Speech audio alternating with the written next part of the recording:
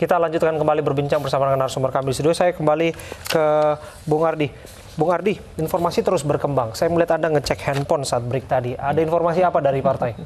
Ya, partai mendukung upaya-upaya yang saya lakukan. Tentunya terukur. Kalau memang Andi Arief bersalah, harus kita persalahkan. Tapi ketika kasus ini tetap di blow up sedemikian rupa, apakah ini akan berpengaruh terhadap elektabilitas partai Anda? Namanya politik kan bisa saja seperti itu. Tetapi kan pandangan kami adalah Andi Arief dalam melakukan tindakan sehari-harinya kan adalah pribadi. Tapi memang kita nggak bisa pungkiri beliau adalah public figure dan salah satu tokoh sentral, ya kan. Nah, jangan sampai juga ini sesuatu yang belum terbukti, ya kan, sudah di blow up sedemikian rupa. Nah, kami bertanya-tanya, ada apa ini? Sedangkan kewenangan untuk melakukan penyidikan ada di kepolisian, terus alat bukti itu bisa terungkap keluar. Nah, jangan sampai pihak kepolisian itu sedang bermain politik, itu juga kan nggak benar. Ya kan, jangan sampai kepolisian pun dijadikan dari Demokrat alat. Sendiri akan memperkarakan soal foto-foto yang tersebar itu? Ya, tentunya kan itu salah satu kejahatan dalam penyidikan juga gitu kan.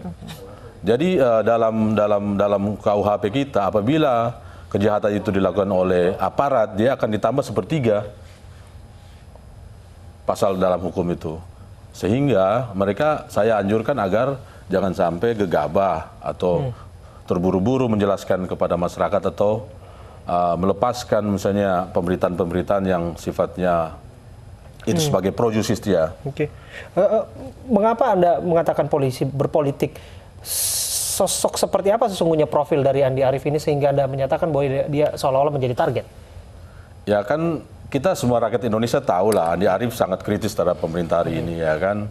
Bahkan apa yang disampaikan banyak benarnya juga, ya kan. Banyak yang belum tentu benar juga. Itu kan ya, banyak yang dianggap ngawur omongan Andi Arief, Bang. Misalnya Jenderal Kardus misalnya soal 500M bagi-bagi ke PKS dan PAN sampai sekarang belum pernah terungkap itu. Saya ingin lihat itu transfer rekeningnya, barangkali Andi Arief punya buktinya kan. Nah, itu nanti tanya aja sama Pak Sandi kan. Tapi tentunya kan Andi Arief banyak hal yang bisa diungkapkan, adalah beberapa hal yang tentunya menyangkut kebenaran dan mungkin saja dia menjadi target gitu, karena ya pemerintah hari ini kan kami lihat juga dalam keadaan terjepit, apalagi kemarin Pak Presiden mengeluarkan 3 kartu, tapi dikritik oleh masyarakat bahwa 3 kartu itu sesungguhnya juga tidak berarti. Hari ini tenaga kerja kita juga sangat banyak yang menganggur, ada 6 juta lebih, ya kan? Baik, Pak Ari, tadi Anda mengatakan kasus Andi Arief ini bersifat pribadi, tapi kemudian Anda kaitkan sendiri dengan politik. Ini bagaimana ini jadi jalannya? Ya, karena dampaknya coba kita melihat bahwa dia coba dikait-kaitkan dengan BPN, kaitkan dengan Partai Demokrat, seolah-olah ini adalah. Ya, karena memang entitas yang tidak bisa dilepaskan kan dari beliau. Enggak, maksud saya gambar-gambar itu sampai dia di dalam tahanan, dia sedang ada hal-hal yang ada di atas meja, itu kan sebenarnya kan saya mengatakan penyidik jangan berpolitik gitu loh. Dia sebaiknya menyimpan rahasia mereka, penyidikan itu. Dokumen-dokumen itu harusnya internal. Itu kan rahasia penyidikan. Jadi sesungguhnya kalau memang itu terblow up, berarti kan pertanyaan saya kan, ini ada frame seperti apa? Apakah mau merusak citra si Andi Arief sendiri atau memang kelembagaan yang dia ada di dalamnya, kan begitu. Jadi ini kan masyarakat seolah-olah diberikan opini, kan ini opini buruk. Tentunya kita juga merasa merasa rugi akibat pemberitaan-pemberitaan ini yang belum tentu nanti setelah kita bisa saja setelah tanggal 24 penyidik kepolisian menyatakan bahwa tidak ditemukan unsurnya segala macam kan itu. Karena kita bicara dari unsur hukumnya. Kita bukan bicara dari unsur opini publik kan gitu. Jadi ada upaya untuk menjatuhkan Partai Demokrat melalui Andi Arief, begitu? Ya, salah satunya kan bisa seperti itu, karena kenyataannya hari ini semua media hampir nggak ada henti-hentinya memberitakan itu.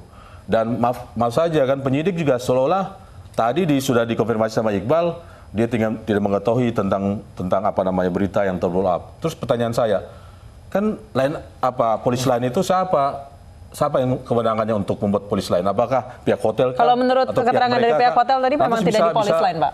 Memang tidak di polis lain? Ya nggak bisa, namanya kan dalam satu tindak kejahatan. Saya ini kan 20 tahun menjadi seorang lawyer kan.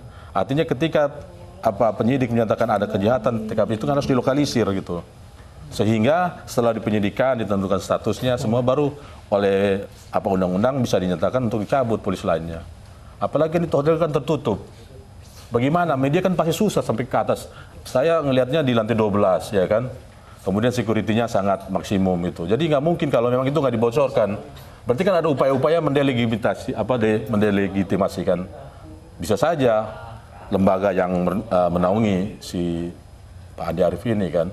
Kemudian Andi Arief sendiri, karena kalaulah memang aparat itu profesional, dia jangan dulu menyampaikan progress report ini. Setelah 1x24 jam baru dia menyatakan itu statusnya seperti apa. Bolehlah diumumkan. Oke, baik. Kebetulan penangkapan terjadi tadi malam dan memang ya. konferensi pers baru dilakukan sore ini. Terburu-buru ini. Oke. Baik. Ada yang pengen mengomentari soal ini? Bung Nur Faizin? Ya, sekali lagi seandainya ini benar, sekali lagi ini sangat disayangkan ya, karena dilakukan oleh public figure, seandainya ini benar. Makanya kemudian kami berharap ke depan gitu ya, menghimbau kepada para elit, ya, utamanya para tokoh masyarakat untuk sebisa mungkin, karena kan seperti dibilang Bang Aldi tadi, Bang AA ini orangnya baik gitu ya, tampaknya baik. Tapi kalau ini misalnya benar-benar positif, artinya kan siapa saja bisa terkena dengan narkoba. Tapi soal skenario kasus, Anda tadi berkali-kali mengatakan bahwa tidak akan masuk dalam politik begitu, diskusi politik. Tapi Anda sepakat tidak bahwa aparat kepolisian berpolitik seperti yang disampaikan oleh Bung Ardi tadi, kemudian disebutkan bahwa saat ini pemerintahan dalam kondisi terjepit sehingga sosok profil seperti Andi Arief seolah-olah ditarget? Saya kira itu terlalu jauh ya. Terlalu jauh? Terlalu jauh. Mending kita fokus kepada kasusnya, kita jadikan hukum sebagai panglima, misalnya Andi Arief terbukti, ya hukum sebagaimana aturan yang berlaku, kalau misal tidak, ya sudah, tidak perlu diproses gitu loh. Karena sekarang ini memang musim politik ya, dikit-dikit kriminalisasi gitu. Tapi kan sekali lagi ayo kita jadikan hukum sebagai panglima gitu. Kalau memang salah siapapun itu ya tindak aja gitu. Oke, baik Pak Ardi, saat ini memang hasil tes urin sudah menyatakan positif, kemudian sikap dari Demokrat sendiri pasti sudah ada preemptive action dong, apa? Oh iya, kita kan tentunya kan masyarakat yang taat hukum, Partai Demokrat pun juga begitu. Oleh PSB juga kita para kadernya juga sangat jelas begitu ketika menyampaikan beberapa kali pandangan dalam penyampaian untuk tugas-tugas kita di lapangan, bahwa jangan sampai ada kader-kader juga yang terlibat dengan masalah-masalah yang melanggar hukum. Tentunya kalau memang itu terbukti, kita serahkan ke proses hukum, biarlah proses hukum itu menentukan. Tapi jangan sampai proses hukum itu kan dia untuk jangan sampai membunuh karakter orang gitu ya kan. Tempatnya mencari keadilan dan penegakan hukum. Tapi tentunya kan terukur. Jadi dia dipersalahkan atas kesalahannya gitu. Karena ingat, Andi Arief juga punya keluarga, dia juga punya keluarga besar, baik apakah di dalam keluarga saudara ataupun organisasi, kan itu kan juga bisa terluka karena pemerintahan-pemerintahan yang terlalu bombastis gitu dan menyerang organisasi dan kelembagaan.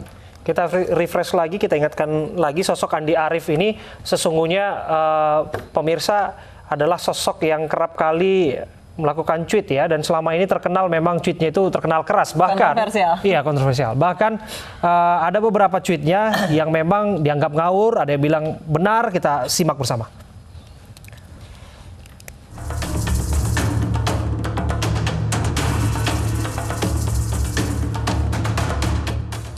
Dalam cuitannya, Wakil Sekjen Partai Demokrat Andi Arief menuding ada politik transaksional dalam pemilihan calon wakil presiden pendamping Prabowo.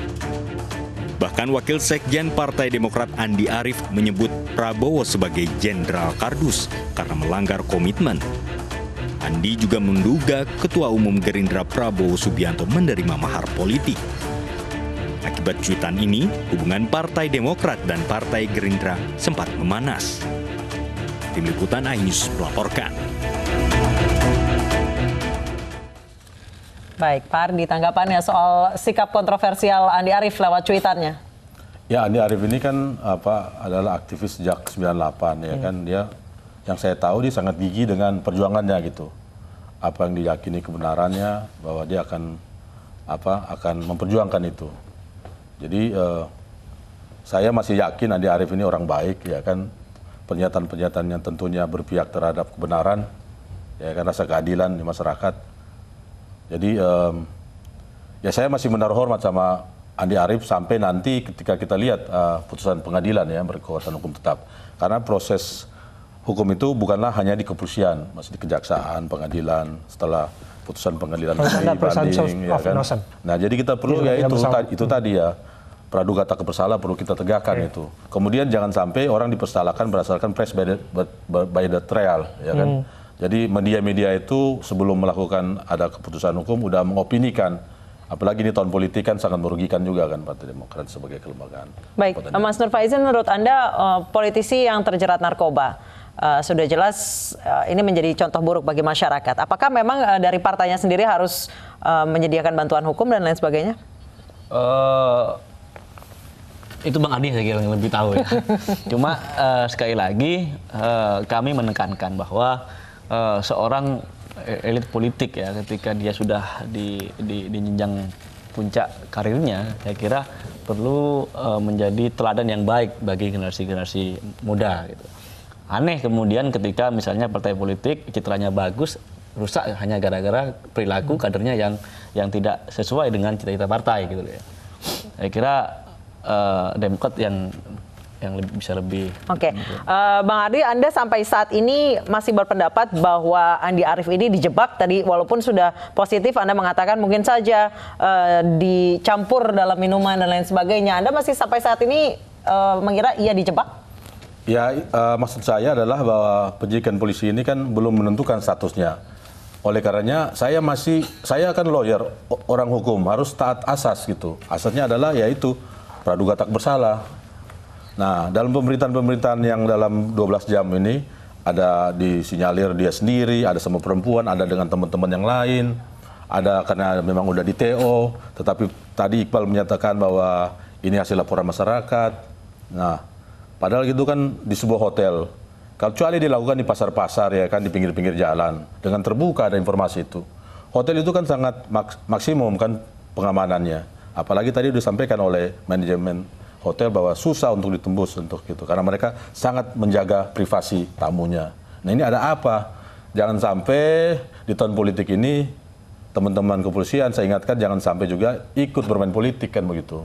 Dia menyidik aja, tegakkan hukum, kita sepakat gitu loh.